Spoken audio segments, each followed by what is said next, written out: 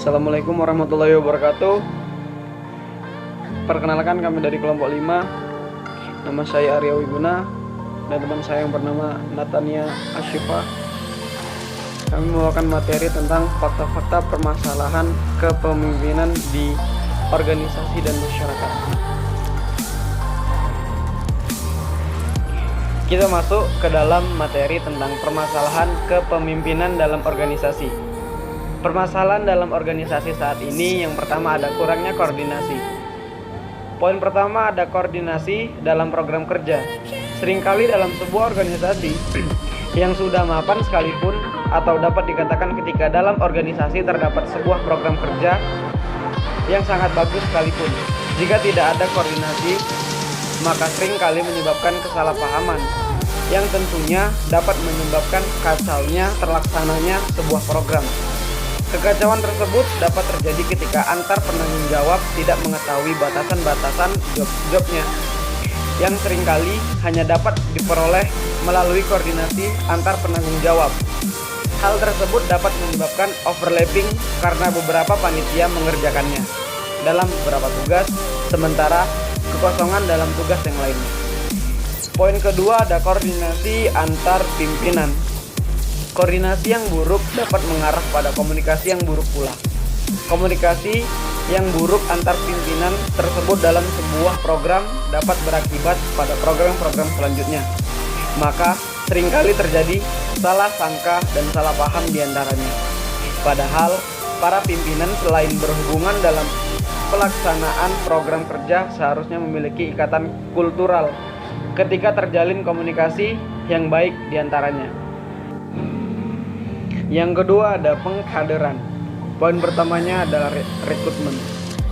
Bagi sebagian periode organisasi dan bagi berbagai macam organisasi masalah, pengkaderan ini dirasakan berbeda-beda oleh karena tingkat animo peminat organisasi yang berbeda-beda misalnya.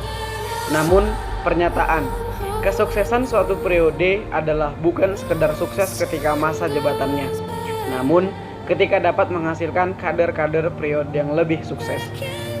Maka dapat dikatakan dalam sebuah organisasi adalah ketika dalam suatu periode dapat dikatakan sebagai masa kejayaan. Namun hal tersebut tidak ada artinya ketika setelah itu organisasi tersebut terpuruk atau bahkan bubar karena kelemahan atau bahkan tidak adanya kader penerus. Poin kedua ada mempertahankan kader. Pengkaderan ini terkait erat pada pengembangan organisasi. Ketika suatu organisasi dapat merekrut kader dalam animo besar, memungkinkan jangkauan organisasi tersebut pada komunitas yang luas, serta hal tersebut merupakan sumber daya yang tidak bisa diremehkan. Setelah berhasil merekrut kader dalam animo yang besar, jika tidak dapat memberdayakan dalam rangka mempertahankan kader-kadernya, maka seringkali kader-kader tersebut akan mengalami seleksi alam. Oleh karena itu, usaha mempertahankan kader seringkali lebih penting daripada rekrutmennya. Kita masuk ke materi praktik-praktik organisasi. Poin pertama, ada rasa hormat, martabat, dan kebebasan perorangan. Masalah ini berhubungan dengan cara organisasi memperlakukan anggotanya. Dari sudut pandang sebagian besar anggota organisasi, kepentingan organisasi didahulukan dan kepentingan anggota dijadikan yang paling akhir. Poin kedua, ada kebijakan dan praktik personel. Masalah ini berkenaan dengan etika kepegawaian, pemberian gaji, kenaikan pangkat, pendisiplinan, pemberhentian, dan masalah pensiun. Kewajiban umum organisasi adalah berlaku adil pada anggota organisasi yang prospektif di setiap jenjang karirnya. Poin ketiga ada keleluasan atau privasi dan pengaruh terhadap keputusan pribadi. Perjanjian eksplisit dan implisit antara pegawai dengan organisasi yang memperkerjakan mereka, memberi peluang kepada organisasi untuk memperhatikan faktor-faktor yang secara jelas mempengaruhi prestasi kerja pegawai.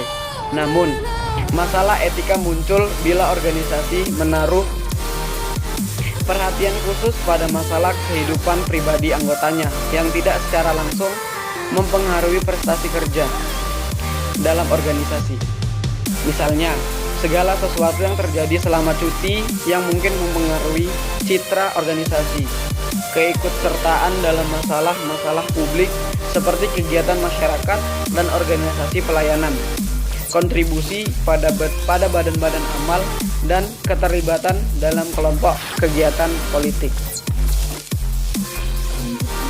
Dalam sebuah organisasi ada beberapa hal yang harus dipelajari oleh setiap pemimpin maupun para anggotanya. Seperti yang pertama, sebagai pemimpin atau anggota harus menerima masukan dari orang lain dan berani untuk menerima jika pendapatnya atau idenya itu ditolak oleh orang lain. Yang kedua, dalam berorganisasi antar ketua dan anggotanya harus saling mempercayai. Jika kepercayaan itu tercipta, maka akan mudah melaksanakan tugas-tugasnya. Yang ketiga, sebagai ketua harus tegas dan jangan pernah lelah untuk mengingatkan para anggotanya dalam tugas-tugas yang diberikan. Yang keempat, bekerja sama atau saling bahu-membahu untuk mendapat tujuan bersama. Yang kelima, berkorban untuk organisasi. Selanjutnya ada permasalahan kepemimpinan dalam masyarakat. Yang pertama, kurang rendah hati. Seseorang memiliki egonya masing-masing terlebih jika ia memegang posisi atau jabatan tertentu.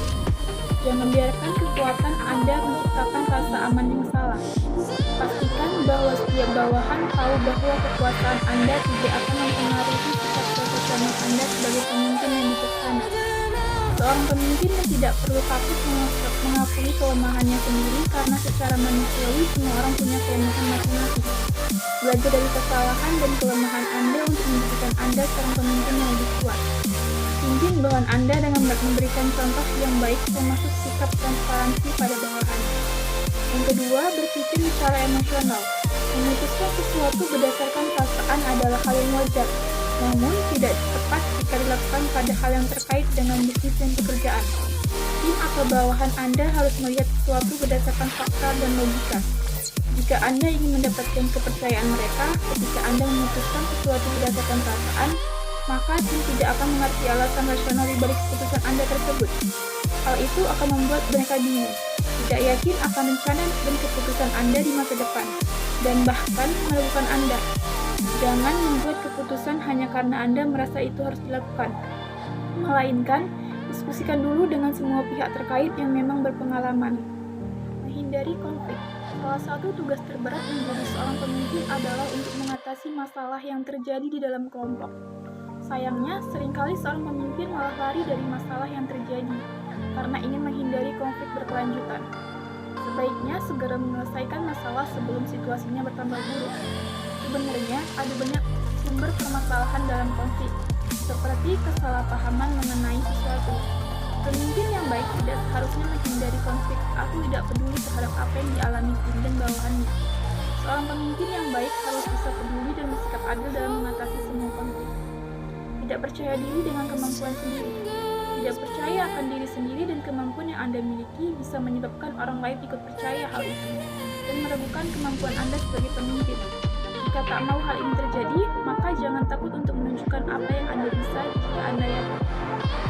Selanjutnya, kesimpulan. Dari kesimpulan hasil kerja kami, didapatkan bahwa masalah dalam organisasi itu sebenarnya berasal dari diri masing-masing yang menciptakan masalah itu sendiri, dan juga dikarenakan manusia merupakan manusia mempunyai akal dan pikiran yang berbeda-beda. Sekian.